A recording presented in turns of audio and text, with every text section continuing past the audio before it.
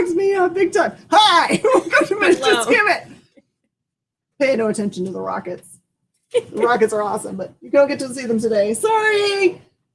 All right, this is our weekly review show in which we review comic books. We're overachievers and just plow through a bunch of comic books that are being released tomorrow, so that you have kind of like a heads up for where you should like run into your comic shop right away because hey, that might be the hottest book ever, and you don't want to miss it. Or like hey, there's some first appearances, last appearances. We don't. Oh, it failed. You failed. We don't spoil anything. We're just going to give you a general overview of what the book's about.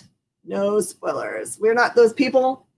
We also like watching The Mandalorian, so we're not doing that either. All right, so it's a special circle of heck for people that spoil Mandalorian, I say.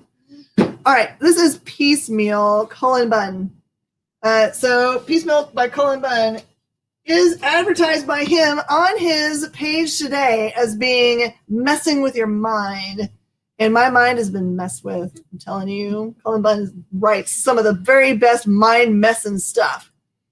So basically, it's about these kids that decide they're going to go hang out, talk about what they're going to do after school's finished, what they're going to do with their lives, and go hang out at this abandoned haunted house where everyone goes and hangs and, meets up with a girl or smokes illicit substances or whatever. It's just the town hangout. And something crazy happens there. One of the people puts their foot through the floor and finds something under the floorboards. And then it gets trippy. So in true Cullen Bunn fashion, you don't go in thinking you can read this quickly because it's not a quick read. It is, you're gonna have to kind of absorb everything that you're reading because you're gonna have to probably read it again. Because it gets real confusing at the end because they're just messing with your brain, like always. So this is actually like magazine size book. It's a single shot. Get in. One shot. It was like one shot, so you don't have to spend a lot of money just one time. Go. I'm gonna do my Cullen Bunn book. Bite-sized. It's bite-sized.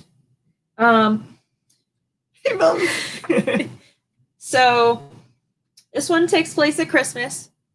There's the Christmas tree and the stockings, but what is that crawling out of the stocking there? Looks like a little robot.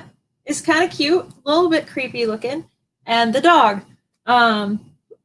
So family dog getting into trouble, messing with the Christmas presents before day before on Christmas Eve. And usually the cat trying to climb the Christmas tree and knocking it over. Usually, but they don't have a cat, so they have the dog who very first thing you see him doing is he's grabbed a Christmas present and runs off through the house with it. And so he's been banished from the room with the Christmas tree.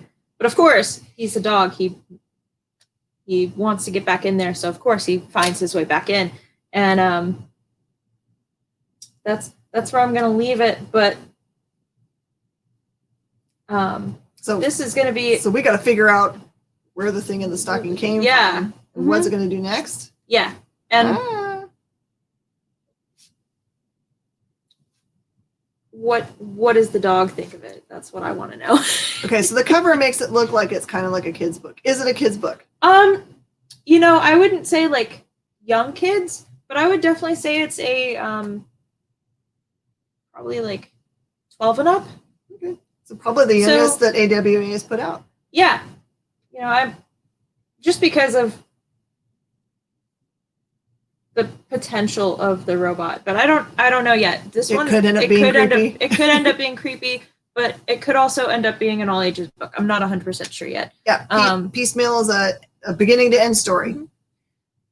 This is number 1 of 4, so I can't wait to see where it goes. But I really liked it. Okay. So I started my reading day with Spider-Man number 5, which this is the end of the series. This is the one that J.J. Abrams and his son Henry wrote. So so this spoiler alert, because I'm gonna have to tell you some stuff that's happened in the series before. In the very beginning issue, Peter Parker's wife dies. Okay, yes, Mary Jane. And they have a son in this series named Ben. So Ben is the one that has the powers in this one, not his dad. So that's the switch. So it's totally not based in our universe in any way, totally new to telling.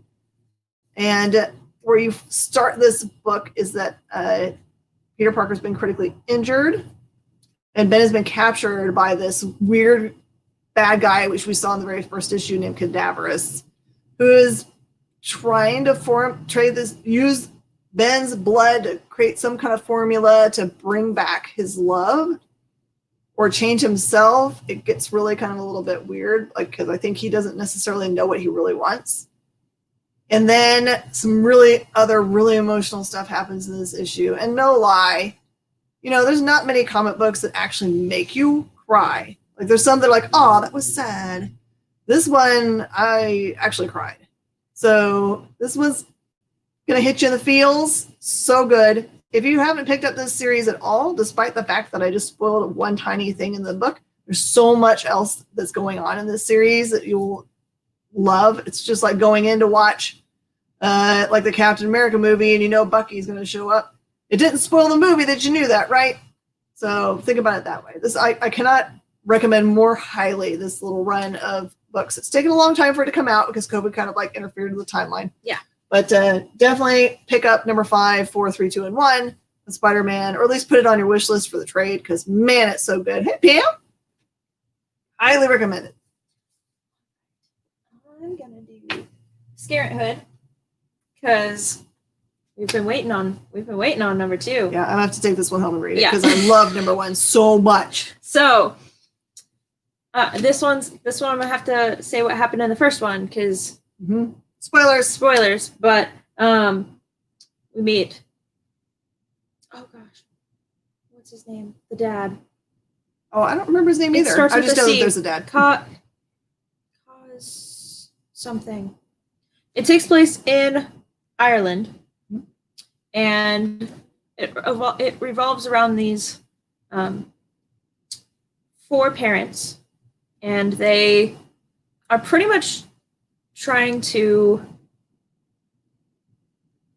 I guess, debunk or confirm whether or not the school that their children go to,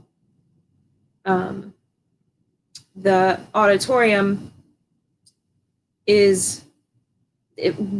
whether or not there's actually something going on there or not. And one of the other parents, one of the other fathers, his brother had crawled underneath the stage, and long ago, before this main series, when they were kids, and disappeared and has never been seen since. And so they figured, well, is that something that had to do with the school, or did he run away, or was it just bats that were up in the gym? Because that's why mine was haunted. Mine was not. I loved hanging out in mine, up in the catwalk. This one deals more with the main character and his daughter, and some creepy things that happened to them in this issue, and a little bit more of the other 3 parents, their research. And then there's big things that happen at the very end, and it goes really fast, and I can't wait I'm adding this to my poll because I cannot wait to see what happens next. It's so good. For fans of books like The Plot and Black Eyed Kids, if you liked either of those 2 series, you will love Scarehood. Yeah. All right. From Little Company Ablaze, it's actually growing. They've done this series of books called Sumerian. And they are actually based on Howard's original works, which were much more graphic than what we've ever seen in, like, say, the Marvel or Dark Horse versions of Conan, or in the movies for that matter. So they're pretty graphically violent and lots of nudity, so just be aware. This one focuses on the Frost Giant's daughter. So, just as the title says, it has a really pretty Peach Momoko variant cover. So, so pretty. So this is really just a very basic introduction to two big tribes that are fighting each other. There's a big, like, hero, I guess, or at least champion of one of them that has basically conquered everything, and he wants to kind of, like, her attraction is to whoever's the strongest and most powerful. So she's kind of musing about who she might like, get together with this guy if he does end up doing all the conquering. But then, it's called the Sumerian, so you can guess who shows up. I mean, just saying. All right, should I go twice, or I don't even know how? No, we're even. Okay, cool. Yeah. All right. Last week I read Tiny Titans, Raven and Beast Boy, and also by Art Baltazar and Franco. This week we've got Archimaniacs. And so this takes place when Bruce Wayne, or Brucey Wayne as he's called in this book, is young, and so his parents are still alive. So, a little bit of a spoiler there, but I mean, he's a kid, so it was either going to be right after it happened or before. So Bruce and Alfred are going past.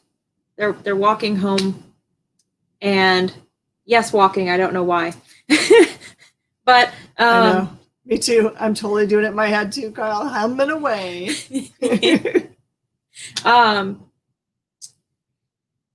That's exactly the vibe that. Oh, is that the vibe that it is? Oh, for sure. But it's the Joker as the main Archimaniac, and the Arkham Apartments is where they live, not asylum, because it's this one's specifically for kids. So this kids be crazy too. Yeah, but they're not necessarily going to know what an asylum is. So this will get your kids who are super into Batman, but if you don't want them to know all of the gruesome backstories of many of the villain characters, this is where to start. It gets you straight into knowing all of the characters and pretty much what their powers are, but without any of the dark that is Batman. So I loved it. The art's really cute, and definitely great for the upcoming holidays. So I have only one question. Okay. Does it have a wheel of morality? It doesn't. Ah! But Clayface is in it. Cry. I love Clayface, so all right. I was happy that he was in it. Pre-warn everybody that you should call your local comic shop / make arrangements with anyone you can to have this pulled immediately, because it is totally a first appearance. So big a first appearance. So this is just as it advertises on the front of this book, that is a first Phoenix. The new Phoenix in town, totally new background, has nothing to do with Rogue. The whole book is nothing to do but with this person's origin. So if you were an origin first appearance person, Avengers number 39 should be totally in your box or the first thing you go pick up at your comic shop right after you got, Spider-Man number 5 and crossover number 2 and about 20 other books I'm going to tell you have to get today. Right. But that's Justine. I'm not going to tell you anything about it. I don't need to. You just need to know it is fully a story about her, and it's awesome. It's such a pretty cover, too. Mm-hmm. All right. Homesick Pilots. All right. So, two bands that don't really get along, two punk bands that don't really get along, that live in this, I mean, it seems like a pretty small town. Everybody knows the story of that one creepy house, right? Mm-hmm. Where you go in and you don't come out, or if you do,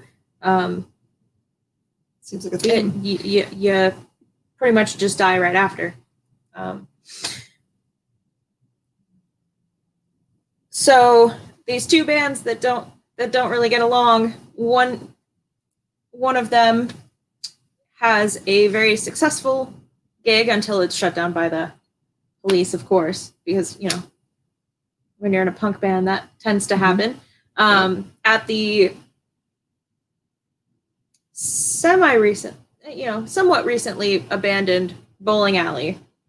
And of course, the other band that is our main heroes of the book decide that they're going to play at the haunted house in the town, where everything that has been not necessarily confirmed, but there's a lot of rumors about that house.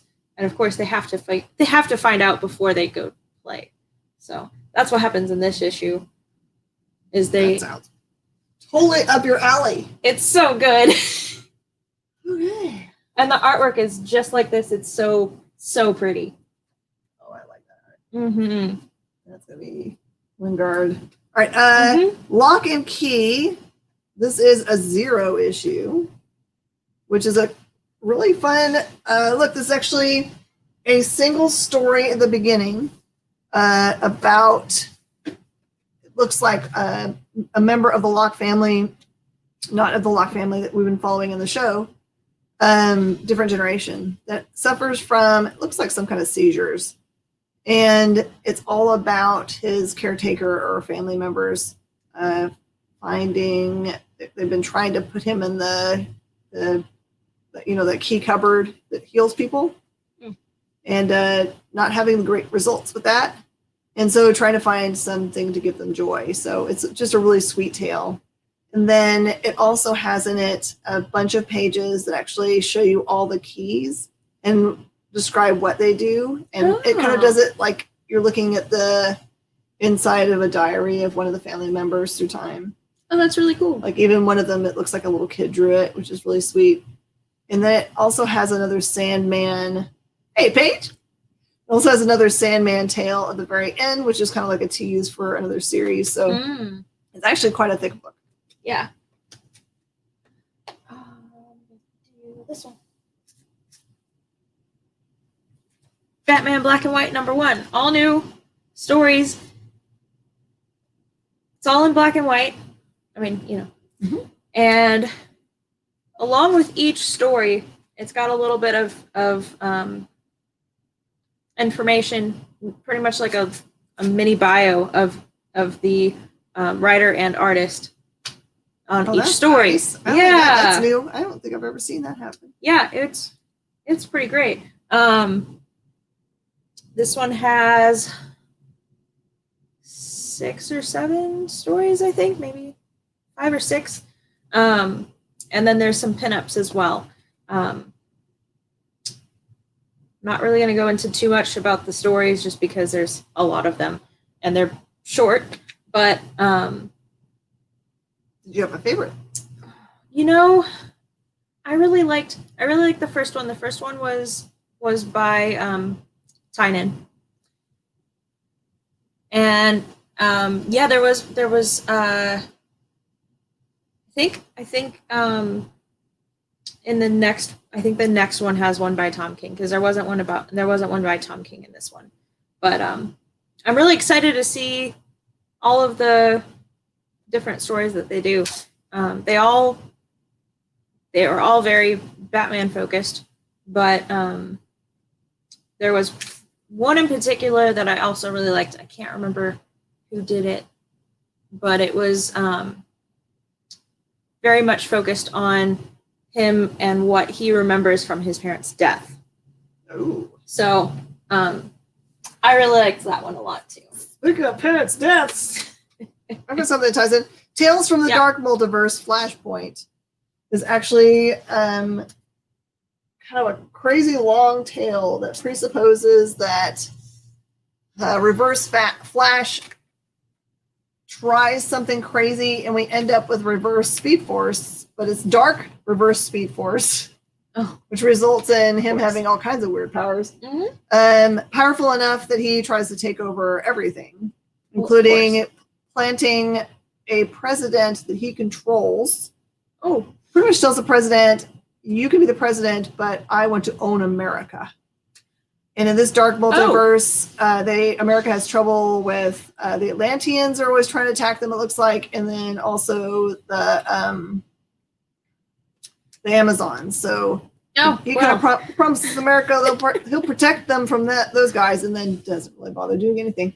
Well, so there's a bunch of crazy stuff that happens, including totally different looks at a Batman character that's unlike the normal Batman character, including a manipulation of the origin story of Batman character at some point in the book, which will blow your mind and the why it happened. So just like all the dark multiverse, it's meant kind of as like a what if. And in this instance, scary. Speaking of different origins of things. Okay, so this one for the last stories of the DC universe. This takes place at the exact same time as Death Metal number 5. So the events that happen in this book are taking place at the exact same time. There's a main story, and then there's an interlude with, oh goodness, there's a lot. I think it's like 6 other stories that happen, and it kind of they all take place at the same exact time. It takes place on Themyscira? Yeah, that. I always have trouble pronouncing. I can't even promise I did it right, so. And each group has their stories that are going on, that everybody's all together on the island getting ready for the big fight gonna happen after, or maybe it's also during number 5. I'm not 100% sure because number 5 hasn't come out yet. So, but for each story, it's a different. It's mostly about the Titans, whether they be Teen Titans, regular Titans, anybody who's been a Titan, pretty much. Each story is about a different group within the Titans.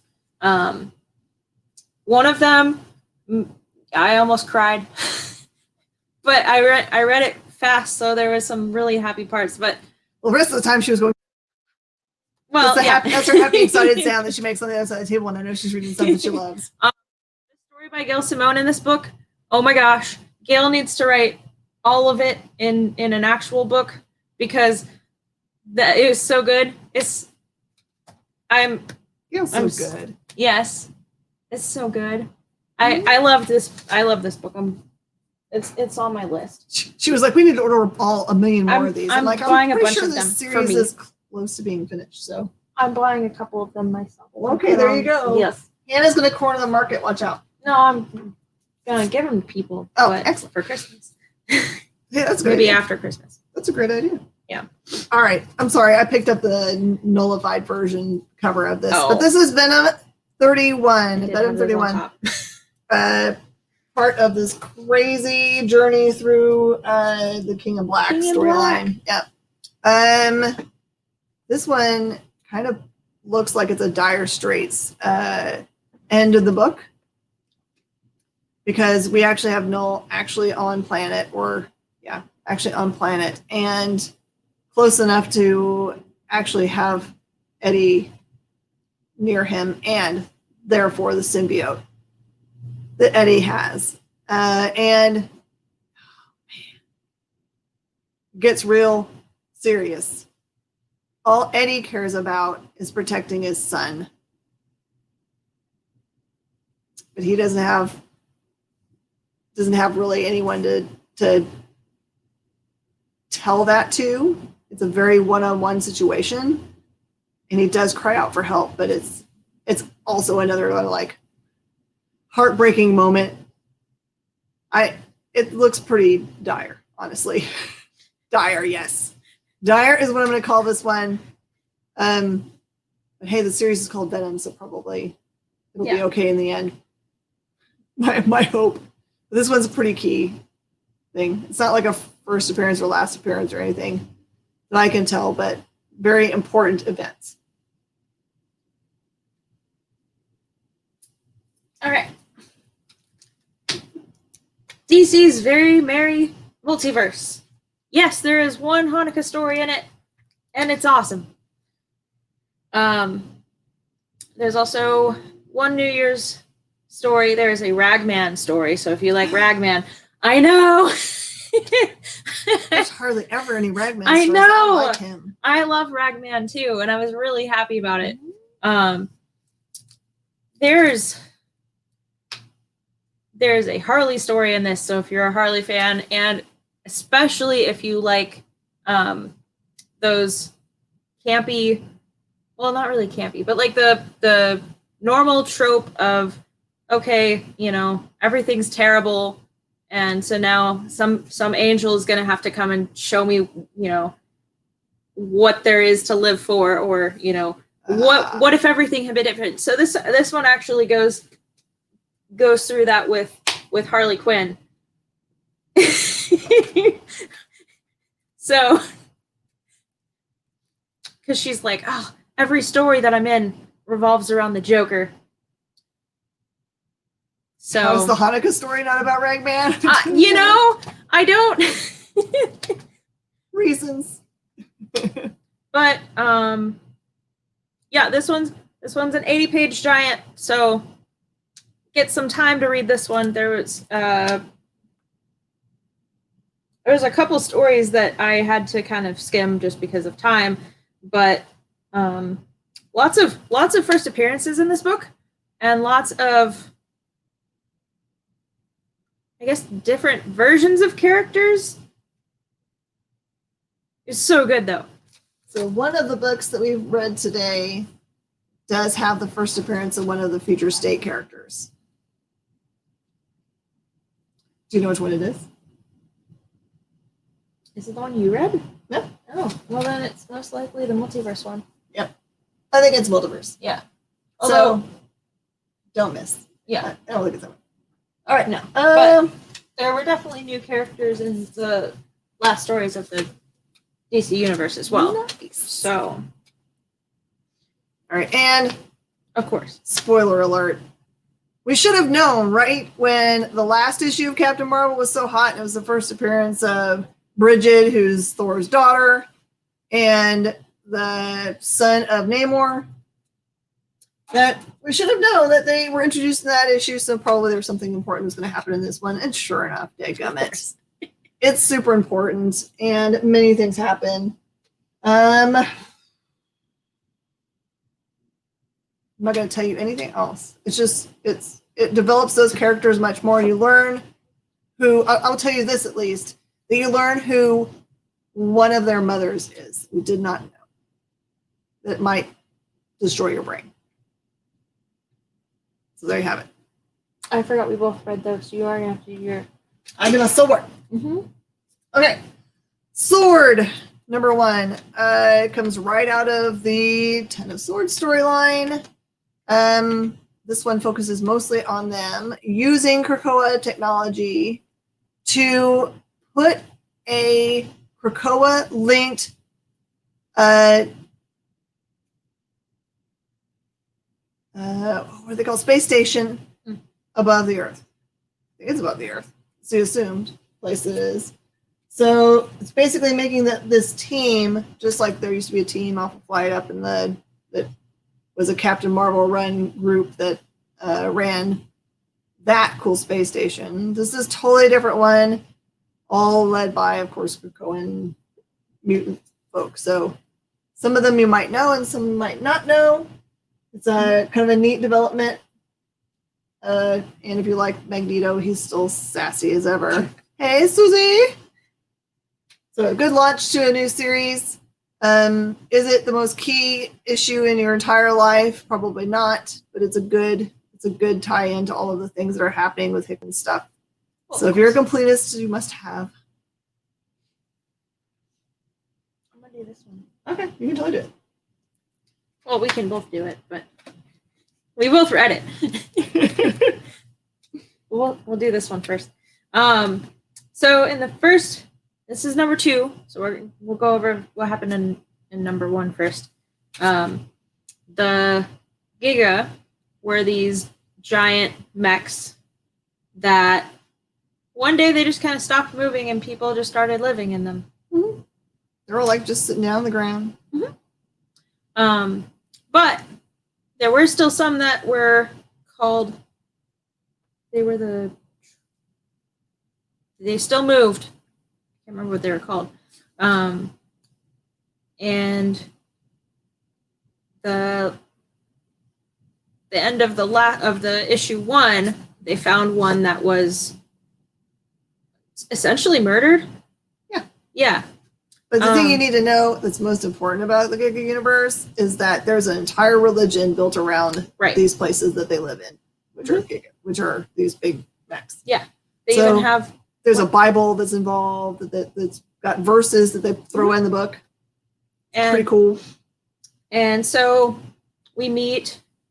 I just forgot his name.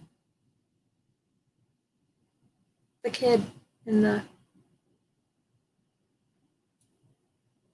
It doesn't matter. So he's in a wheelchair, and he's a specific kind of engineer. I don't remember which kind, but he works on different kinds of technology, mostly to do with neuroscience, I think. And in this issue, we've seen how he and his robot that he has illegally, not a giant one, a small one that helps him out, helps illegal and against a religion both. Yes.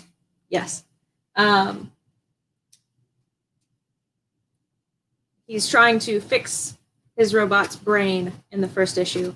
And so in this issue, we see him having to hide the fact that he has this robot and is... I don't think I can say anything else about it.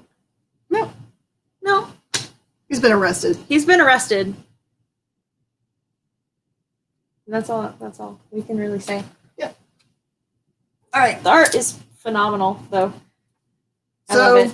This is our last. This is the last but not least, crossover. If you are not reading crossover, I can only tell you, I will give you 100% of your money back if you buy crossover and don't like crossover.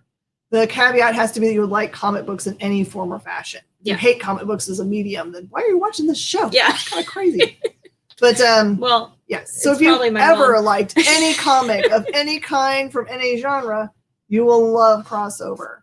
So small spoiler from the first issue is that in this series, the lines between what we would normally see in a comic book and what is happening in the real world are completely dissolved. Completely dissolved. And if you think to yourself, oh man, there's no way Donny Cates could let comic books, totally reference like every character from every company and get away with it, you'd be wrong. You're wrong. It's Donny. Cates can do anything he wants. Anything he wants, and with good reason. It probably will mean everyone being way more interested in all the comic books anyway, so they should just let him keep on doing what he's doing. Right. And it mostly focuses on this comic book store owner named, I think, Otto, and his employee who dresses like a superhero all the time because she's a nerd, and the interaction with this one little girl who, during the event in which all of superheroes appeared in the real world. Not just superheroes, though. Yep. This one escaped from this big domed city that they've kind of imprisoned all the superheroes in. So this one moves on Denver. from that point. It was Denver. Was that Denver? Okay. Yeah. So, and she looks like a pixelated comic book character. It's very clear that that's what she is. She's supposedly one of the normal people, like the side characters that aren't superheroes. But the problem is that nobody trusts even those characters that are just like, person Archie. pushing, their baby down the street. Or, they don't trust that those people don't actually secretly have superpowers. Right. I mean, Archie clearly doesn't have any superpowers. Right. I mean, I would Scooby-Doo, what you worried about, man? A talking dog. They actually reference those characters in this Yes. book. It's just mind-blowingly good. It's so great. So it moves on with that storyline about the girl and what they're going to do with her, and about the comic book store itself. So it's so mind-blowingly good, and I can only see that it has no limitations for where it can go because it has no limitations for where it can go. Right. So if you don't have issue number 1, you should stash some of those bad boys, and you should definitely get issue 2 and put it on your pull box wherever you have pull boxes. You absolutely should be reading this book because it's going to be the coffee, like the water cooler talking point for every you walk into any comic book store soon, people are like, have you read crossover? Just like people say, have you seen The Witcher? Are you watching Mandalorian? It's going to be one of those things. So cannot recommend it more highly. Obviously, if I say I'll give you all your money back if you don't like them. Yeah. All right, so that's all we have time to review today. Hey, if you don't have a local comic shop, and you should support them, all you have to do is find one by looking at comicshoplocator.com. It's super simple. They have them all listed, and when you click on your zip code, it'll actually give you the information for that local shop. I would call them and make sure the information that's on there is correct, because as people have changed hours for COVID, they may not have thought about changing them on this one location. So do call them and make sure that their hours are accurate. But hey, man, every penny counts right now. Yeah. You think to yourself, comic shops are fine. All these awesome comic books coming out. They must be rolling in the money. But just walk in every week and put down $5. Doesn't matter what it's on. It'll keep the lights on and keep those employees employed. And they'll be so grateful. Because we've got to keep comics rolling. There's no way I can envision a world in which comic books stopped happening. It would be so sad. It's so bad. But you have to support the shops that buy the books from the creators that you love. So that's how it happens. It's all this perfect machine of love. All right, everybody. We'll see you guys next time for Minute to Skim It. Same time, same bat channel. Bye.